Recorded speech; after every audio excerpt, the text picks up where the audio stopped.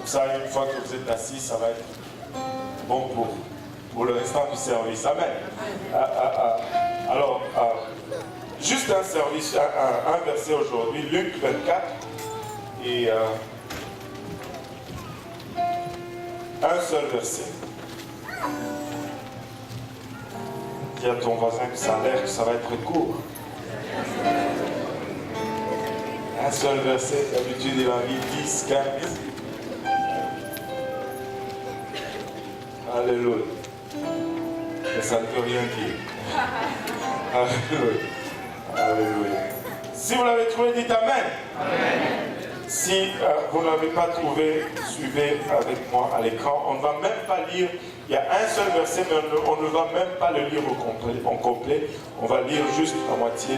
Or, le premier jour de la semaine, de très grand matin, elles vinrent au sépulcre. Elles vinrent au sépulcre. Et avec l'aide de Dieu aujourd'hui, je vais prêcher sur ce sujet. La tombe. La tombe. C'est le tout premier verset, 24 à 1. On va prêcher sur la tombe aujourd'hui. Prions tous ensemble. Seigneur Jésus-Christ, merci encore une fois, Éternel, pour le privilège de nous retrouver dans ton nom. Papa, en ce moment, nous réalisons combien nous sommes inadéquats, c'est pourquoi nous venons nous cacher en arrière de ton sang, Seigneur. Que ce sang nous lave, nous purifie de toute souillure de la chair, de l'âme et de l'esprit. Père, et que tu nous permettes, Seigneur Jésus-Christ, malgré, Papa, notre handicap, d'apporter tes oracles sans crainte, ni faveur, ni hésitation. Père, aide-nous également à recevoir cet oracle. Si nous réalisons également que nous sommes des hommes naturels, des hommes charnels, pour qui les choses spirituelles sont folie et sans tonnerre, nous ne pouvons les recevoir. Aide-nous à les recevoir aujourd'hui, Père, nous prions. Et que nous puissions, Papa, leur accorder une place dans nos cœurs où cette parole va germer, produire le fruit et que ce fruit nous conduise jusque dans la vie éternelle. Avec action de grâce dans le cœur, nous te prions.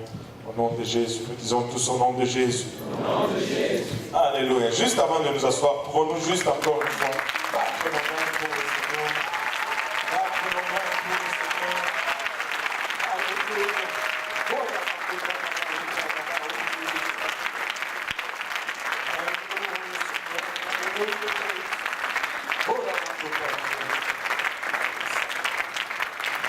Alléluia.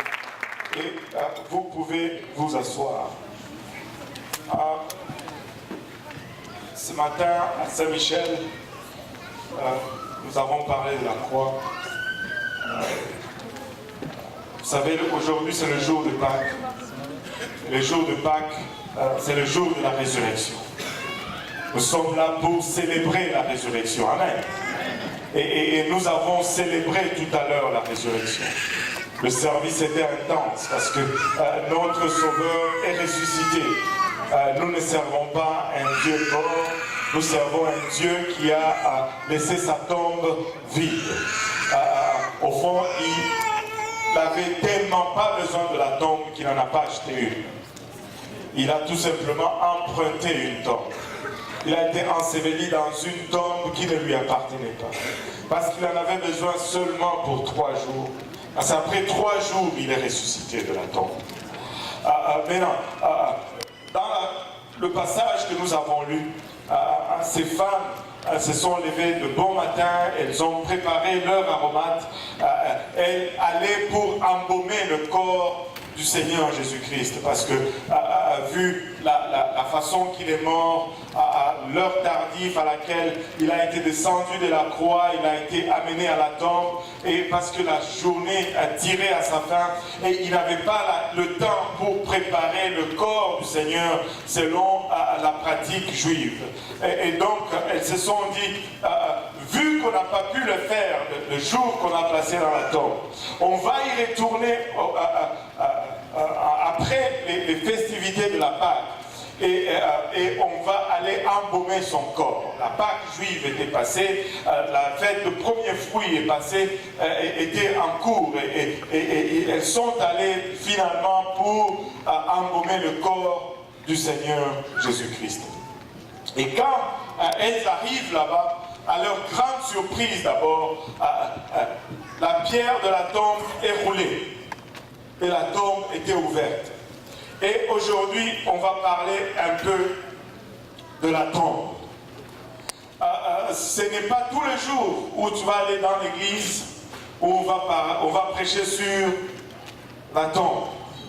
Et il y a une bonne raison pourquoi nous ne prêchons pas souvent sur la tombe. Je ne sais pas ce que ce mot invoque pour vous. Quand on vous dit une tombe, qu'est-ce que ça invoque pour vous? Ça invoque la mort.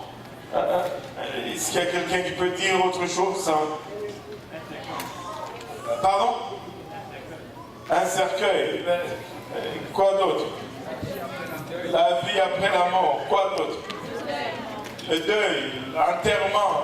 En fait, si je peux prendre tout ce que vous avez énuméré, je peux utiliser juste un mot. La tombe est synonyme de la fin. La tombe, c'est vraiment la conclusion finale à une vie. La tombe, c'est un endroit sinistre. Nous n'allons pas au cimetière pour jouer. Je n'ai jamais vu des enfants qui jouent au foot dans un cimetière.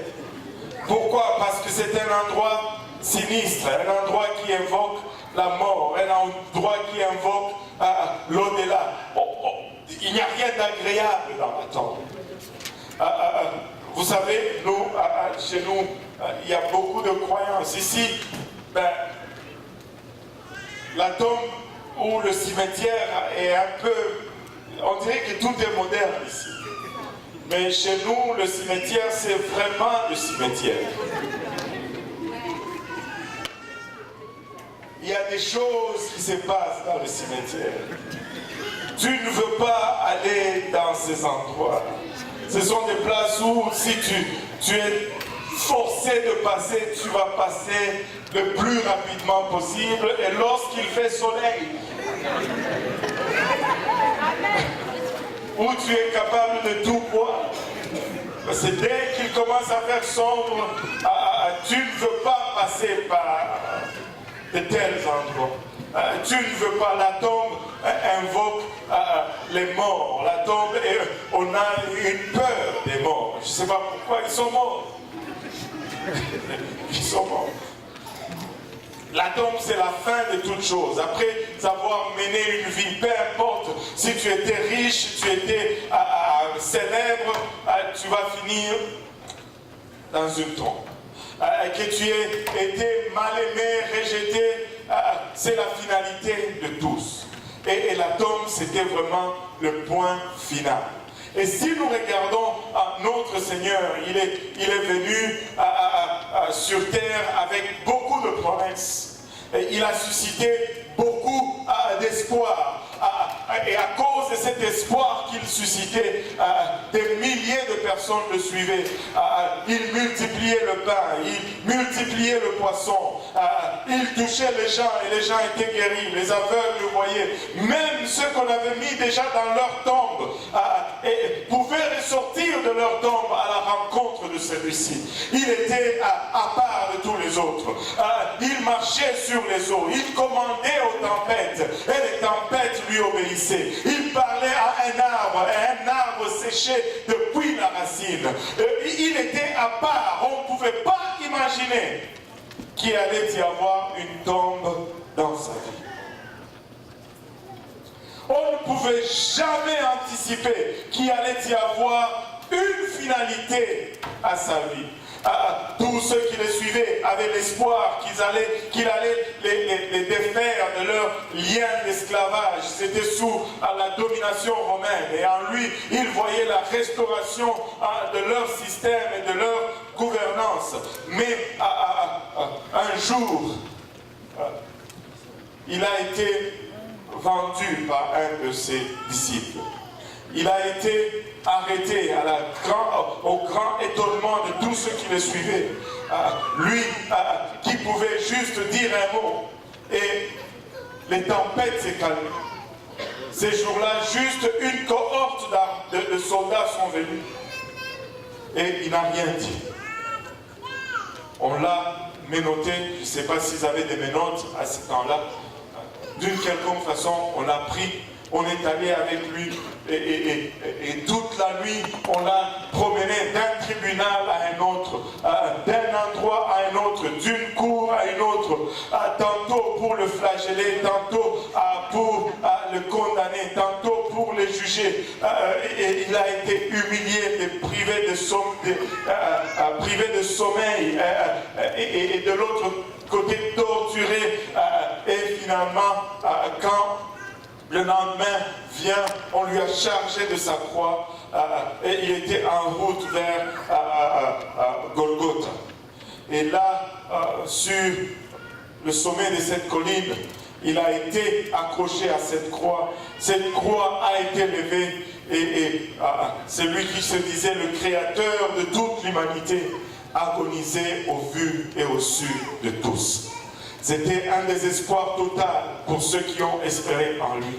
C'était une espèce de réalité qui rattrapait ceux qui avaient abandonné leur carrière, avaient abandonné leur famille pour le suivre parce qu'il leur avait promis qu'avec lui, ils seront toujours vainqueurs. Avec lui, qu'ils allaient triompher de tout. Avec lui, qu'ils allaient être libérés. Mais à leur grand désarroi, ils pendaient au bois, au vu et au su de tous. Humiliés, c'était une faiblesse totale. Et après des heures d'agonie, il a rendu l'âme. Il a été descendu de cette croix et on est allé et on l'a placé dans une tombe. Comme si c'était un homme extraordinaire, plutôt un homme ordinaire. Il a fini aussi sa course dans une tombe. Comme s'il était un simple commun de mortels. Il a fini sa course pas différemment de tous ceux qui l'avaient précédé. Il était dans la tombe. On a scellé la tombe et on est parti. Ceux qui devaient pleurer ont pleuré. Ceux qui devaient reconsidérer leur avenir ont commencé à reconsidérer leur avenir. Ceux qui se sont mis à retourner au bureau de l'emploi pour essayer de récupérer l'emploi qu'ils avaient perdu ont commencé à faire le tour parce qu'il a fini dans la tombe. Il a fini dans la tombe. Mais heureusement, je ne sais pas si vous avez remarqué, j'ai dit comme si. Regarde ton voisin, dis-lui, comme si il était comme tous les autres. Parce que c'était juste comme si il était comme tous les autres. Il n'était pas comme tous les autres. Alléluia, enveloppé dans cette chair, même si cette chair était comme la nôtre, mais ce qui remplissait cette chair était la plénitude de la divinité, était la plénitude de l'esprit créateur de tout ce qui existe. Alléluia. Et 3 jours après, les choses ont commencé à bouger dans cette tombe. Cette tombe qui était la finalité pour toute chose. Cette tombe a été transformée à un début pour tout ce qui va suivre. Voyez-vous, Dieu travaille à l'envers. Dieu ne travaille pas comme nous, il travaille à l'envers. Il a pris ce qui était une finalité, il en a fait un commencement. Je ne sais pas comment tu es venu ici. Je ne sais pas, alléluia, quelle est ta situation. Qu'est-ce qui t'a amené ici? Laisse-moi te dire, lorsque tu te dis que tu es vraiment à la fin, c'est là que Dieu commence. Lorsque tu te dis, il n'a plus d'espoir, c'est là qu'il régénère tout espoir. S'il a pu prendre la tombe et en faire un outil de vie, il peut prendre n'importe quelle situation dans ta vie et la transformer en positive. Il a vaincu la mort. Il a vaincu la mort. Quoi de plus difficile que la mort? Quoi de plus difficile que la mort? Laisse-moi vous dire, le Seigneur est capable de transformer ta situation qui semble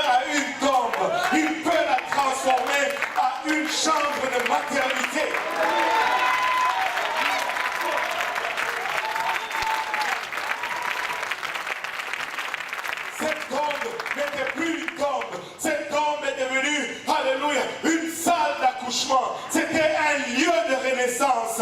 Alléluia. Parce que celui qui était n'était pas comme tous ceux qui sont passés avant lui. Alléluia. Même la tombe, le lieu le plus sinistre, a été transformé en un lieu. Laissez-moi vous dire, lorsque ces trois femmes sont arrivées, alléluia, la pierre était roulée. La pierre était roulée. La pierre était roulée. Jésus avait-il besoin de rouler la pierre pour sortir? Non, 1000 fois non. Nous pouvons voir un peu plus loin où il traverse les murs, où toutes les portes sont fermées, mais il rentre tout simplement parce qu'il avait un corps glorifié. Mais il a ouvert cette tombe parce que ceux qui étaient à l'extérieur puissent voir qu'il n'est plus à la place où on l'a couché. Il est ressuscité. Alléluia. Il est ressuscité. Laisse-moi te dire aujourd'hui, Jésus est en train d'ouvrir, alléluia, la porte de ta tombe. Il est en train de rouler cette pierre, alléluia, qui s'est tenue pendant trop longtemps en face de toi. Il est ressuscité. Il est ressuscité. Il y a quelqu'un qui doit parler à sa tombe aujourd'hui. Il y a quelqu'un qui va juste aller visiter sa tombe encore une fois. Mais cette fois, il ne va pas seul. Amène Jésus avec toi. Parce qu'avec lui, la tombe est transformée. Alléluia. Vous savez, dans nos croyances, vous savez pourquoi on a peur de tombe ou de ces endroits? Parce que quand tu y vas, on anticipe y voir des morts. On anticipe y voir des revenants. On anticipe y voir des démons et toutes ces choses. Et je peux vous raconter plein d'anecdotes sur les cimetières. Et on peut sortir d'ici, on peut rester ici jusqu'à demain en train de rire sur les anecdotes de la tombe. Mais laissez-moi vous dire, cette fois-ci, lorsque ces trois anges sont allés regarder dans ces tombes, ils n'ont pas vu, alléluia, des monstres revêtus de draps en train de sauter. Ils n'ont pas vu des moribondes aux cheveux dépeignés en train de claquer des dents. Ils n'ont pas vu des ossements en train de se claquer. Ils ont vu deux anges. C'était devenu un lieu d'une présence angélique.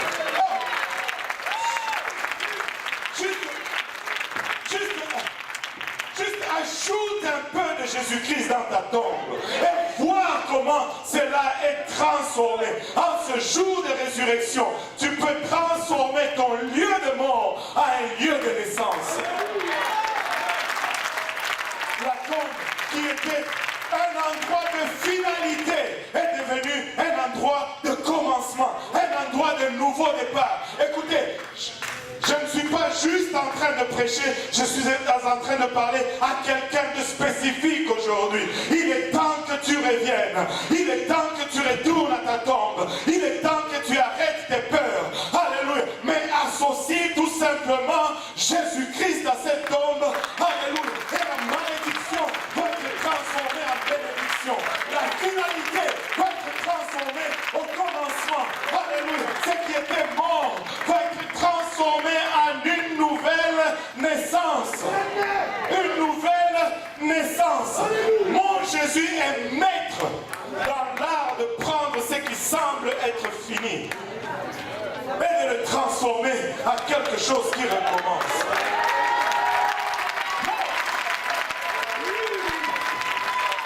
Il est ressuscité. Il est ressuscité. Il est ressuscité. Si nous sommes là, c'est parce qu'il est ressuscité. Et s'il est ressuscité, tout devient possible. Tout devient possible. Il est ressuscité. Il est vivant. Il est vivant. Laisse-moi ce n'est pas juste une théorie. Ce n'est pas juste une belle histoire à raconter. C'est une réalité. Il est vivant. Tu dois passer, alléluia, de juste une théorie. Écoutez, c'est peut-être quelqu'un qui est là à l'église, ça fait longtemps, et tu sais ces choses, et tu t'es dit quelque part que c'est vrai, mais ce n'est pas encore une réalité. Mais laisse-moi te dire que tu dois arriver à une place aujourd'hui où tu te dis que que c'est réel. Aussi réel que tu entends le son de ma voix. Aussi réel que Jésus-Christ est. Aussi réel que tu entends le son de ma voix. Aussi réel que Jésus-Christ transforme. Il est capable, alléluia, de donner vie à ceux qui étaient morts. Il est capable d'ouvrir le ventre d'une femme stérile. Il est capable de guérir un corps frappé par la maladie. Il est capable de restaurer une famille brisée. Il est capable, alléluia, de réparer un mariage. Il est capable de retourner dans le passé. Briser toute malédiction. Il est capable de lever toute sanction qui pèse sur ta vie. Il est capable. Il est capable. Il est capable. Je veux prêcher à ta tombe aujourd'hui. Peu importe ce que c'est cette tombe aujourd'hui. Tu peux parler à ta tombe et tu peux lui dire aujourd'hui c'est la résurrection. Aujourd'hui je n'ai pas peur d'aller te visiter parce que j'anticipe d'y trouver une présence angélique. Et là où il y a une présence angélique, tout est possible. Tout est possible. Il y a une présence angélique dans ces lieux. Alléluia. Il y a une présence angélique dans ces lieux.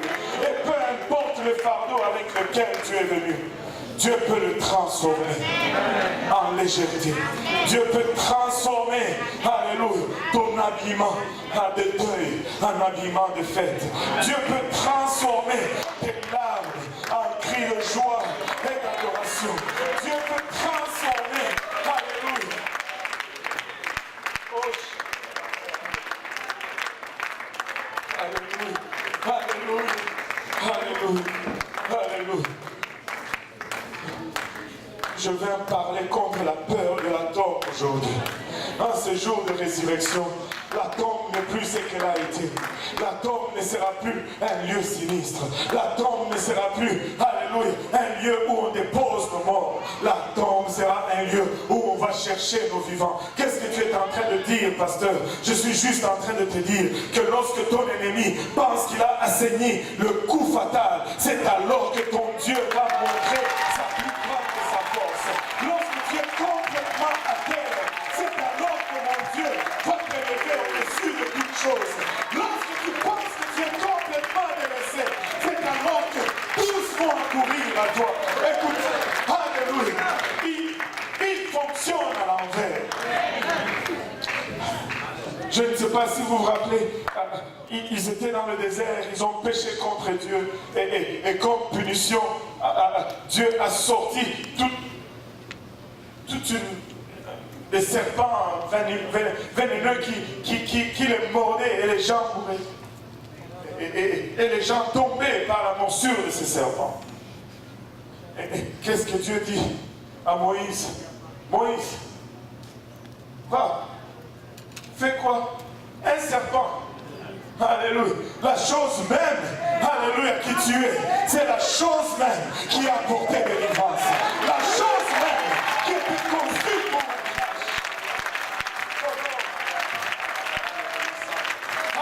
n'ayez pas peur de regarder à ta tombe. Parce que pour Israël, il devait regarder à ce serpent pour ne pas mourir de morsure. Alléluia. L'ennemi peut-être a conçu cette tombe pour t'enterrer et mettre la terre dessus. Mais le Seigneur est en train de dire, ne t'inquiète pas. Cette tombe va être vraiment la salle d'accouchement. Dans cette tombe, alléluia, tu vas générer plusieurs victoires. Dans cette tombe, tu ne seras pas seul. N'aie pas peur de la tombe. Il y a des anges qui t'y attendent. Il y a des anges qui t'y attendent. Écoutez, nous, s'il y a des gens qui ne doivent pas avoir peur de la tombe, c'est bien nous, les apostoliques. Parce que nous savons que c'est l'endroit même où notre Seigneur est ressuscité. Alléluia. Je veux aller à la tombe. Alléluia. Je n'ai pas peur d'aller à la tombe. Et qu'est-ce que tu es en train de dire? Je veux juste aller à l'endroit de la résurrection. Je veux juste aller à l'endroit de la gloire et de la puissance de Dieu. Écoutez, l'enfer, regardez, tous ces spectacles, le calvaire, c'était laid, c'était dégueulasse, c'était horrible. Même le soleil n'était pas capable de regarder l'horreur que l'homme, alléluia, était en train d'exposer sur le mont Golgotha. La Bible nous dit que même le soleil s'est noirci, le soleil était couvert voulaient pas voir ce qui s'est passé à Golgotha. C'était l'heure le plus sombre de l'humanité. Mais c'est dans cette heure le plus sombre de l'humanité que Dieu a acquis la plus grande victoire pour toi. C'est là où il a tout vécu pour toi. Alors qu'il croyait, alléluia, et se disait, c'est la fin, c'est la fin, c'est la fin. Le Seigneur disait, attendez, attendez, attendez. C'est le début, c'est le début, c'est le début, c'est le commencement. Je vais prier.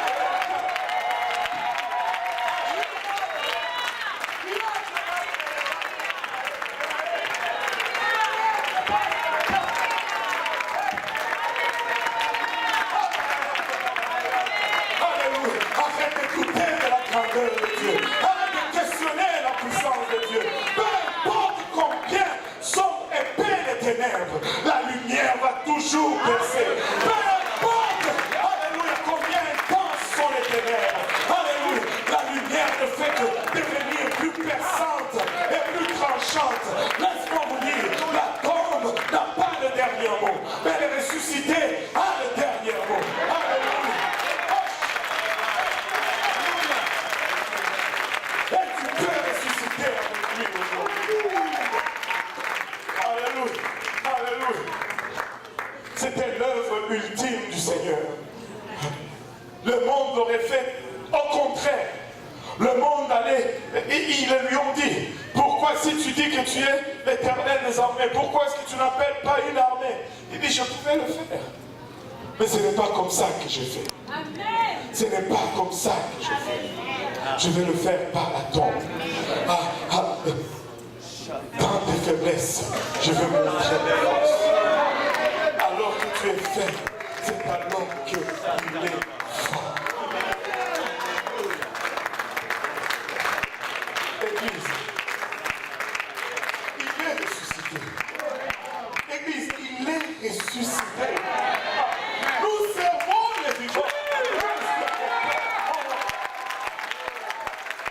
Et laisse-moi te dire, s'il est ressuscité, tu peux ressusciter avec lui. S'il a vaincu, tu peux vaincre avec lui. S'il a guéri, tu peux guérir avec lui. Oh, il a payé le prix. Il a payé le prix. La tombe n'a plus aucun pouvoir sur toi. Alléluia. Oh, Seigneur. Vous savez, la Bible dit, c'est qu'on peut connaître le Dieu est manifeste quand nous les regardons dans sa création. Ils sont donc inexcusables. C'était en face de nous, Pasteur Serge, année après année, jour après jour. Mais nous ne l'avons jamais vu parce que nous cherchons toujours plus loin. Une semence ne peut pas produire si elle ne meurt. De la mort, il produit toujours plus de vie et de la vie en abondance.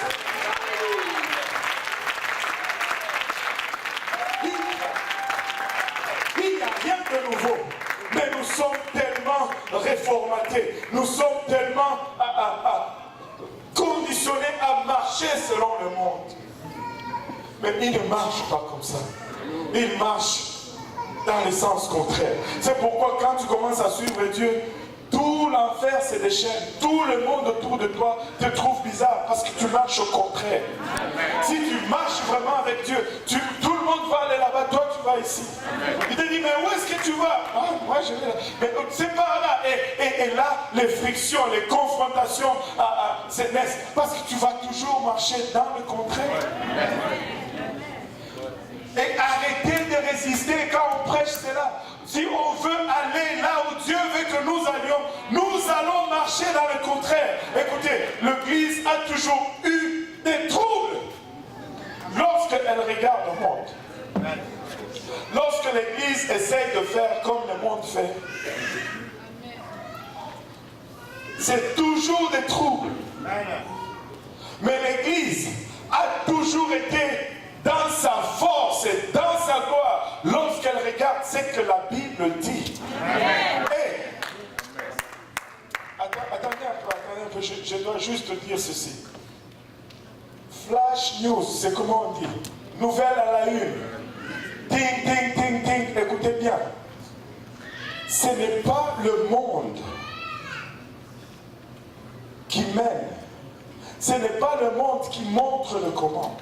C'est l'Église qui doit montrer le comment. Donc arrêtez de suivre le monde. Si tu suis le monde, la tombe du monde, elle est tombe, elle est sinistre, elle est humide, elle est infectée, et il n'y a pas de lumière dans une tombe. Et ça, c'est une chose qui m'a toujours dérangé un peu. Je l'ai toujours dit, des fois quand je dis, les gens rient parce que, mais je le dis vraiment honnêtement, des fois je pense, parce que moi ma tête des fois, je ne sais pas, je pense, je meurs et puis on me met dans un cercueil, je me sens à l'étroit là-dedans. Et puis non seulement on te met dans un cercueil, on te met dans une tombe, on te met dans un trou. Et c'est pas assez. On met la terre dessus, et puis on te couvre. C'est étouffant. Ça, c'est la tombe du monde. C'est étouffant. Mais la première chose qu'il a fait, lui, il a roulé la pierre. Ce n'est pas étouffant dans sa tombe.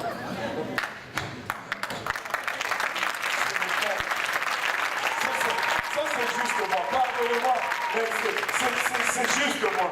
Mais laissez-moi vous dire, je veux Jésus dans ma tombe. Je veux Jésus dans ma tombe. Je veux une présence angélique.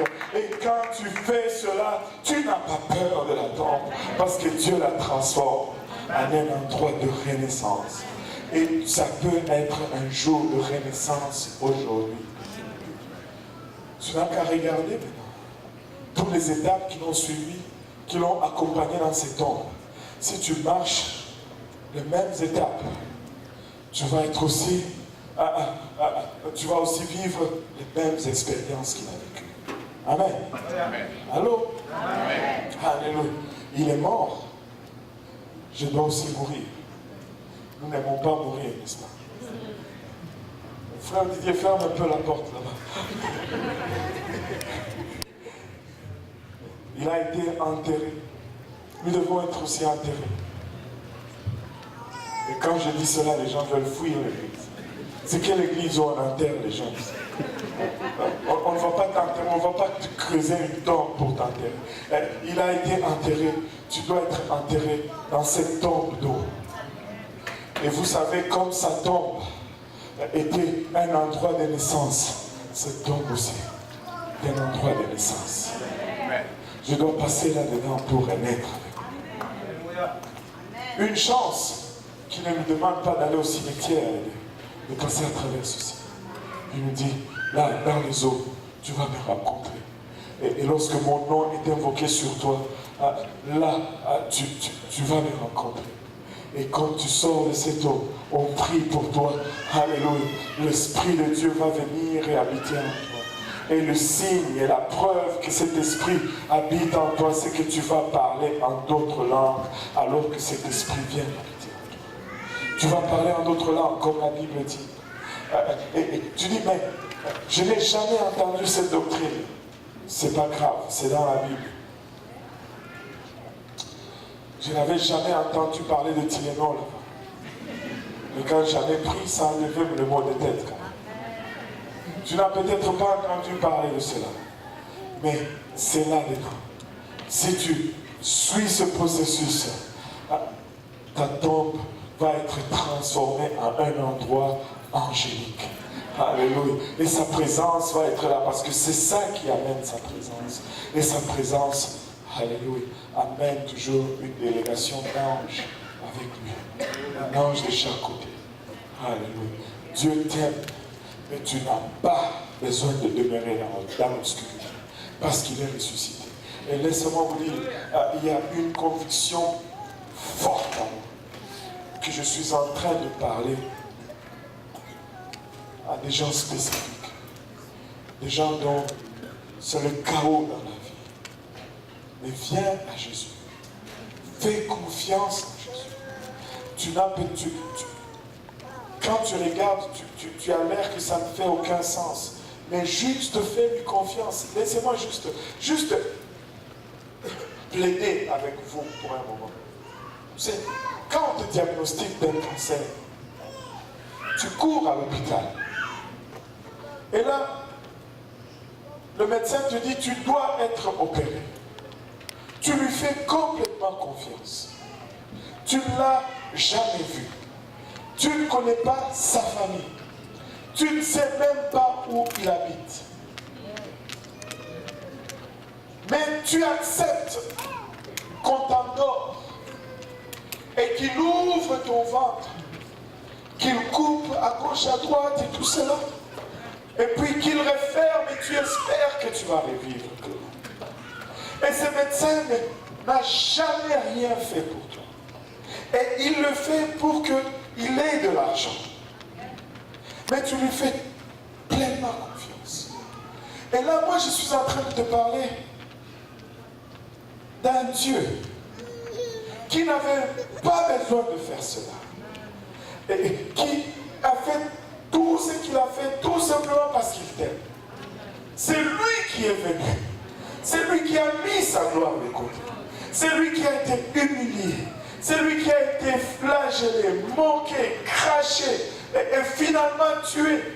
Pas parce qu'il a fait, mais parce que tu l'as fait. Et tu veux dire que tu ne veux pas lui faire confiance. Tu ne veux pas lui faire confiance. Oh. Mais fais confiance en Jésus. Juste, je te mets au défi. Mais on peut même se donner un terme. On peut même se donner un terme. 6 mois. Je te dis 6 mois. Fais confiance en Jésus. 6 mois. Fais tout ce qu'il te dit. Juste 6 mois. Et vois si ta tombe ne va pas être transformée en lieu de renaissance. Juste.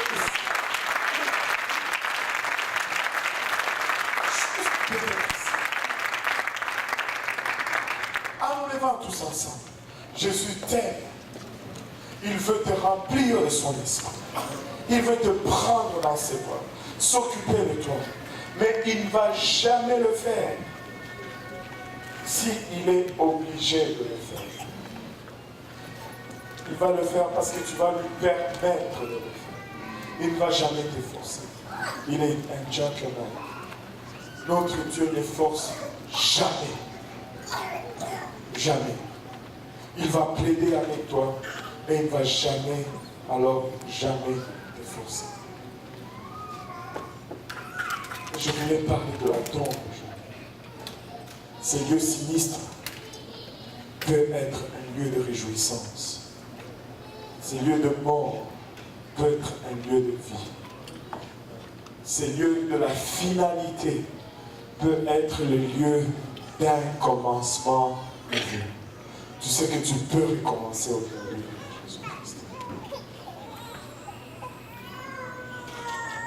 Si nous pouvons fermer nos yeux pour un moment tous ensemble, baisser nos têtes. Et vous savez, sa mort, c'est l'équivalent de notre repentance. Son enterrement, c'est l'équivalent de notre baptême d'eau en son nom. Et sa résurrection, c'est l'équivalent de notre baptême du Saint-Esprit. Et nous allons commencer là où il a commencé. C'est-à-dire, nous allons commencer par la repentance. Alors qu'il est mort pour nous, pour ce que nous avons fait. Nous allons maintenant nous assurer que ce que nous avons fait est posé sur lui. Nous allons nous repentir tous ensemble. Nous allons parler au Seigneur pour nous. Alléluia. Seigneur, nous te remercions pour tout ce que tu as fait pour nous. Nous te remercions pour cette grâce qui n'est pas du tout méritée, Seigneur. Merci pour l'œuvre de la croix, Papa. Tu nous as aimés alors que nous ne te connaissions même pas. Tu nous as aimés alors que nous étions encore pécheurs. Tu n'as pas hésité à venir et donner de ta vie, Papa, de la façon la plus difficile, la plus horrible pour nous. Papa, nous reconnaissons maintenant que nous avons péché. Nous te demandons sincèrement pardon. Pardonne-nous, Seigneur, pardonne-moi, Papa. Pardonne, Papa, ma négligence. Pardonne, Papa, mes doutes. Pardonne ma désobéissance. Pardonne mes manquements, Seigneur Jésus-Christ. Pardonne mes oublis, Seigneur. Pardonne Pardonne mon ignorance et des fois, même expressement, des fois, nous avons péché contre toi. Nous te demandons pardon. Lave-nous maintenant au moyen de ton sang précieux, Seigneur. Permets-nous de marcher, Seigneur, sur un chemin nouveau. Donne-nous la force de le faire, nous te prions. Parce que de nous-mêmes, nous savons que nous ne pouvons pas. Au nom de Jésus. Au nom de Jésus. Alléluia. Gloire au nom de Jésus. Gloire au nom de Jésus. Alors que nous avons encore les yeux fermés, les têtes baissées, juste pour un moment, je veux vous dire ceci. Si vous êtes ici aujourd'hui, que vous n'êtes pas encore baptisé au nom de Jésus-Christ, vous pouvez l'être aujourd'hui. Nous avons l'eau, nous avons des vêtements de réchange, nous avons des essuie-mains, des séchoirs. Ça ne prend que votre obéissance. Ça ne prend que votre obéissance. Laissez-moi vous dire ceci. Dieu est allé à la croix. Je veux rectifier. Il est allé à la croix pour moi. Il est allé à la croix pour toi. Il ne l'a pas fait comme un acte de groupe. Il l'a fait vraiment dans un sens individuel. C'est pourquoi le salut est toujours personnel ou individuel. Tu ne peux pas être sauvé sur l'obéissance de tes parents ou de tes enfants. Parce que Jésus est mort spécifiquement pour toi. Et même si tu étais seul sur la face de cette terre, il allait venir et mourir juste pour toi. C'est autant qu'il t'aime. On lui avait offert une voie facile. Alors qu'il est sorti de sa période de jeûne, le diable lui a dit, si tu m'adores seulement, regarde, je vais te donner tous ces royaumes, toutes ces dominations et tout ce qu'elle renferme. On lui a dit, c'est ça que tu veux, on peut te les donner sans que tu ailles à la croix. On lui a donné un raccourci. Mais il a dit non, je vais payer le prix. Il a dit non, je vais payer le prix. C'est pourquoi tu ne peux pas être sauvé non plus sans parcourir tout le chemin qu'il a parcouru. Parce qu'il n'a pas pris le raccourci. Et aujourd'hui, le monde offre beaucoup de raccourcis. Le monde te dit, crois seulement dans ton cœur et tu seras sauvé. Ça, c'est un raccourci. La Bible dit, répandez-vous et que chacun de vous soit baptisé au nom de Jésus-Christ pour le pardon de vos péchés. Et vous recevrez les dons du Saint-Esprit. Amen. Alléluia. On va venir à l'avant. Je sais qu'il y a beaucoup de gens qui n'ont pas encore reçu les dons du Saint-Esprit avec l'évidence de parler en langue. Mais on va permettre au Seigneur le temps de travailler en nous. Les hommes à ma gauche, les dames à ma droite. Si nous pouvons juste tous venir, si nous pouvons juste faire l'effort de venir tous sans hésiter, sans exception, avec nos enfants. Parce que nous voulons aller au ciel avec nos enfants. Amen.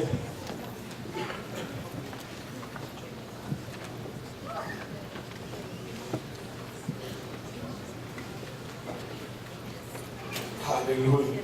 Et Saint de Dieu, soyez conscients des gens qui sont à côté de vous. S'il y a des gens qui ont besoin d'être guidés, d'être conduits dans la prière, soyez conscients de cela et priez avec quelqu'un aujourd'hui.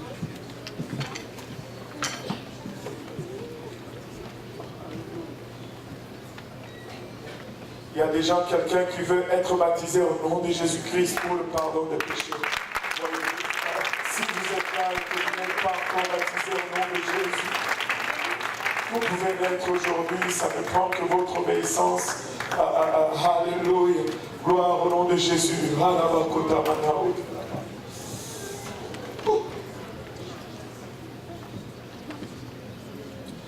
La présence du Seigneur est en Seigneur. La présence du Seigneur est en Seigneur. Je veux transformer ma tombe aujourd'hui. Je veux transformer ma tombe aujourd'hui. Je veux faire de ma tombe un lieu de naissance, un lieu de résurrection, un lieu de régénération. Amen. Alléluia. Alléluia. Alléluia. Juste, je vais donner quelques instructions. Juste, donnez-moi juste 2 minutes, je vais parler du Saint-Esprit. Le Saint-Esprit, premièrement, c'est un cadeau de la part de Dieu. Amen. Un cadeau, on ne supplie pas pour avoir un cadeau. Tu ne demandes pas un cadeau, tu reçois un cadeau. Amen. C'est pourquoi nous allons recevoir le Saint-Esprit. Nous n'allons pas demander le Saint-Esprit. Nous allons le recevoir. Amen. Oh. Nous allons recevoir le Saint-Esprit. Amen. Alléluia. Oh, j'ai besoin d'un peu plus d'assurance. Je suis en train de sortir de ma tombe. Alléluia. Nous allons recevoir le Saint-Esprit. Amen. Et n'ayez pas peur. Le Saint-Esprit ne va pas vous faire du mal. Le Saint-Esprit n'est pas un mauvais médicament. Le Saint-Esprit n'est pas une possession.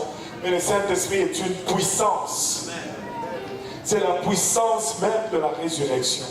Au fait, ma vie est une tombe jusqu'à ce que Dieu vienne habiter dans cette tombe. Amen. Mais le moment où Dieu vient, c'est lorsque je reçois le Saint-Esprit.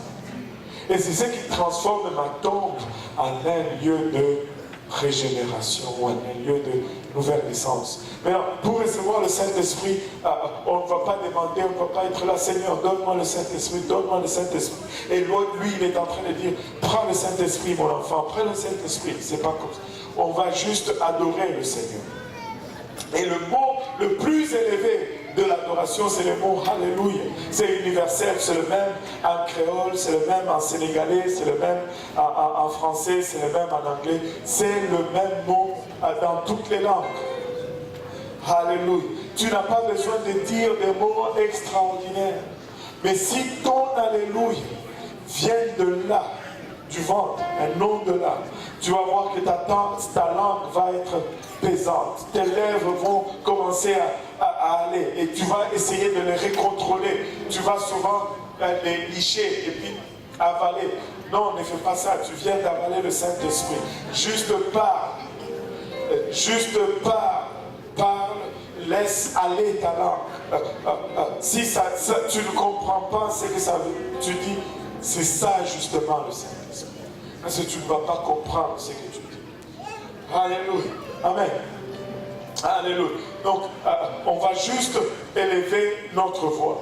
Je vais juste faire une prière de la foi. Et après cette prière de la foi, on va juste commencer à adorer le Seigneur et on va recevoir le Saint-Esprit. Amen. Alléluia. En élevant nos voix tous ensemble. Seigneur, par l'autorité de l'Évangile, Seigneur, par la vertu de ta puissance, alléluia, j'ordonne que le Saint-Esprit descend sur nous. Recevez le Saint-Esprit. Alléluia. Vous pouvez juste commencer à prier.